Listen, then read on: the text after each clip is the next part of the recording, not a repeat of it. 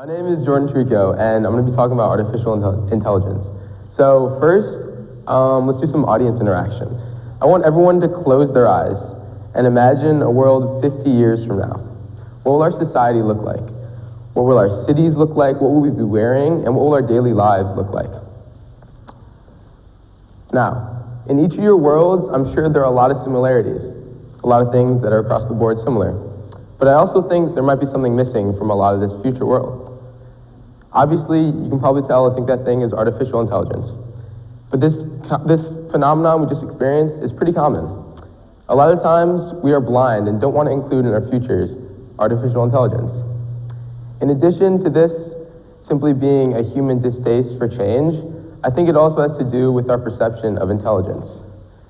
Now, it's safe to say us humans are pretty confident in our intelligence. We are the most intelligent species on Earth, so much so that we almost take a personal ownership to the concept itself. Oftentimes, we conflate intelligence and humanity. But we have to realize that there is not something innately human about intelligence. It's not a human thing to be intelligent. Human intelligence is not the only intelligence that exists. In fact, intelligence is simply the capacity to apply information. The capacity to apply information. That's all intelligence is. Other species have it. We have a lot of it, yes, but we can also create it. We can create it. Artificial intelligence, AI. Those two words, AI, or two letters, AI. When you speak those two letters, what pops in your head? Is it something like this? A sci-fi portrayal, perhaps? This is the way it's portrayed in the media or other forms like TV and movies. But every day we use AI. AI doesn't look like this in our contemporary use. Instead, it looks like this. Siri, Alexa, Google, these are all examples of what AI looks like in our daily lives. Now that we've defined AI, I want to go into another definition. Superintelligent AI. Yeah, superintelligent AI. So, 50 years from now, or 75, sometime in the next 100 years, no one knows for sure, but we will reach what is called singularity.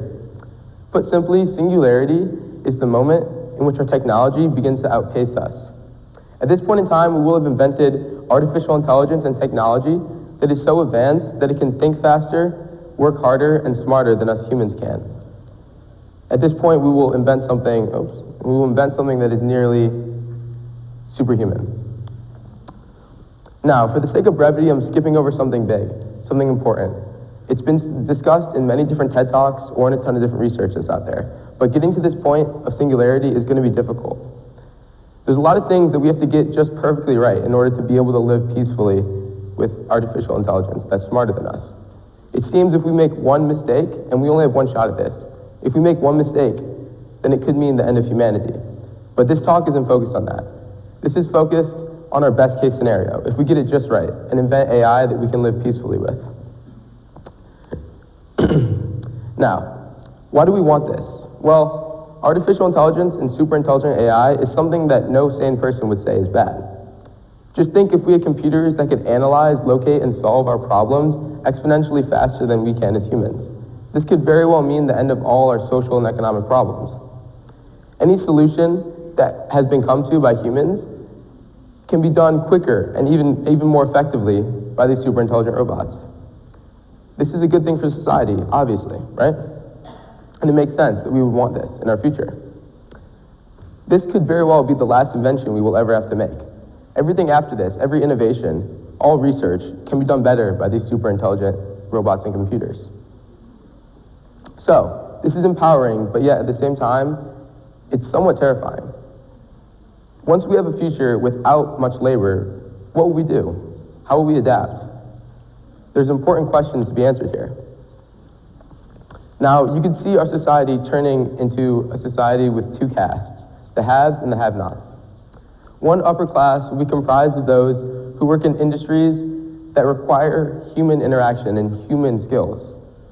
Some of these skills include ethical and deep ethical moral decisions, the ability to weigh some opinions and feelings of people and make subjective and not just objective decisions.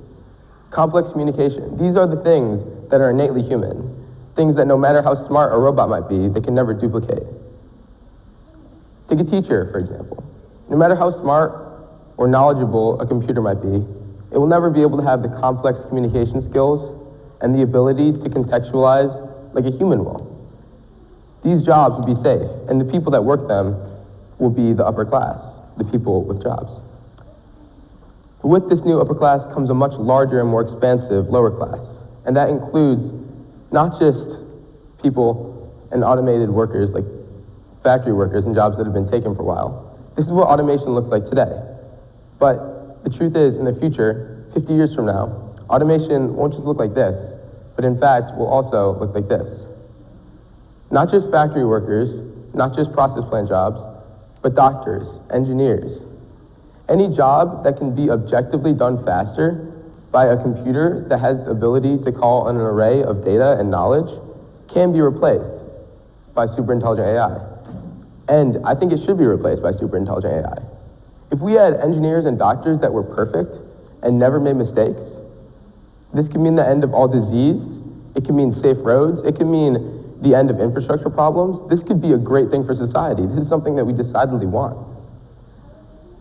Yet, this leaves us with a decision. Do we want to sacrifice all of our labor, or nearly all of our labor, for these amazing advancements in society? Fortunately, I think this is somewhat of a false dichotomy.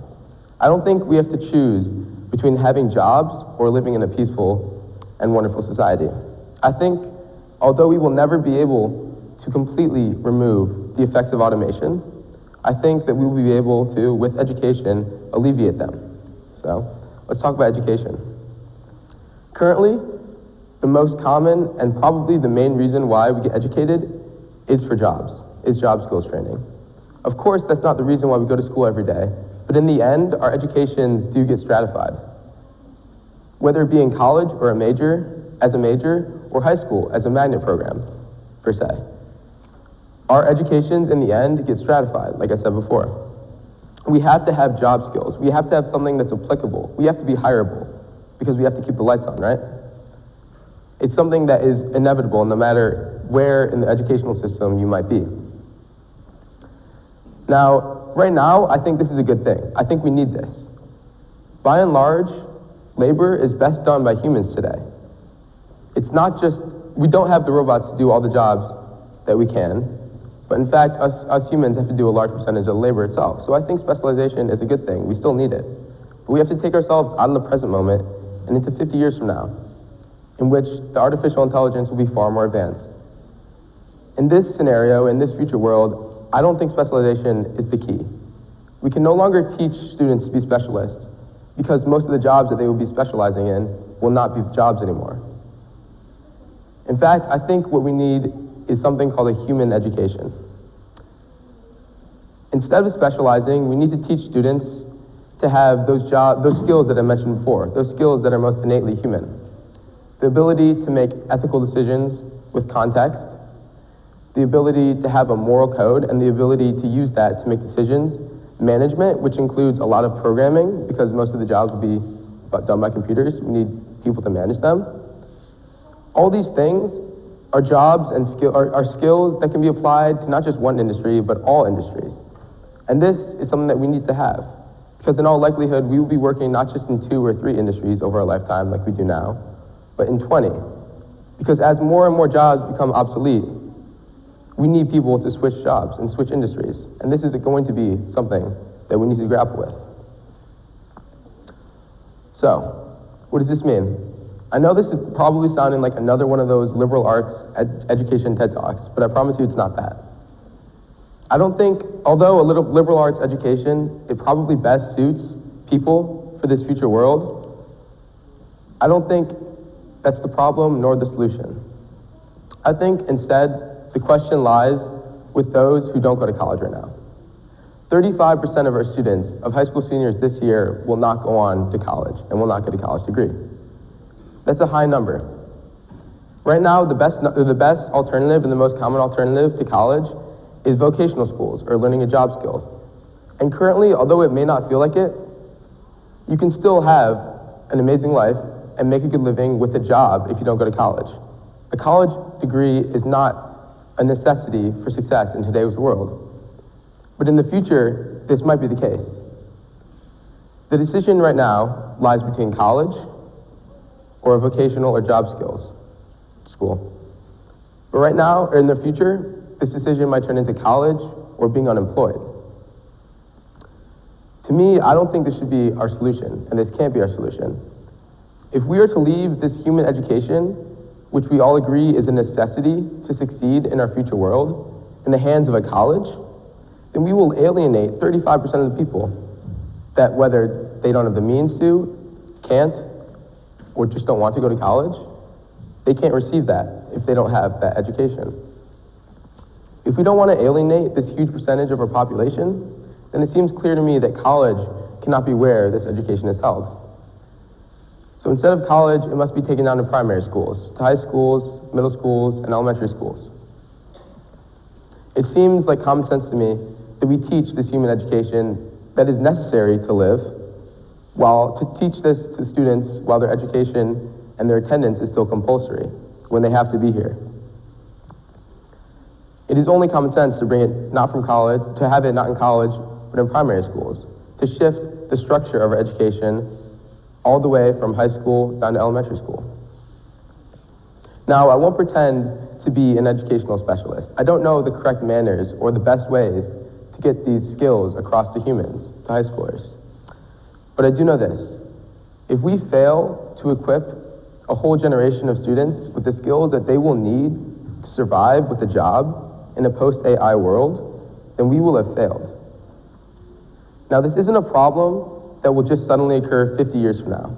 Instead, this is the problem that is real today, tomorrow, all the way up to 50 years from now and beyond that. Technology and artificial intelligence have made exponential advancements in the past 25, 50, 100 years. Yet if you look back, our educational system under the same time period has stayed, for the most part, the same. If we want to continue to equip students with the skills that they need to survive, then we must be changing our system in comparison or in parallel to the changes that are being made with artificial intelligence and technology. If we don't change the way that artificial intelligence does, then we simply will become a world, the world that you guys all pictured in 50 years, will be filled with rampant inequality and unemployment. And in my opinion, I think that is something that cannot be true, and we cannot let be true. Thanks.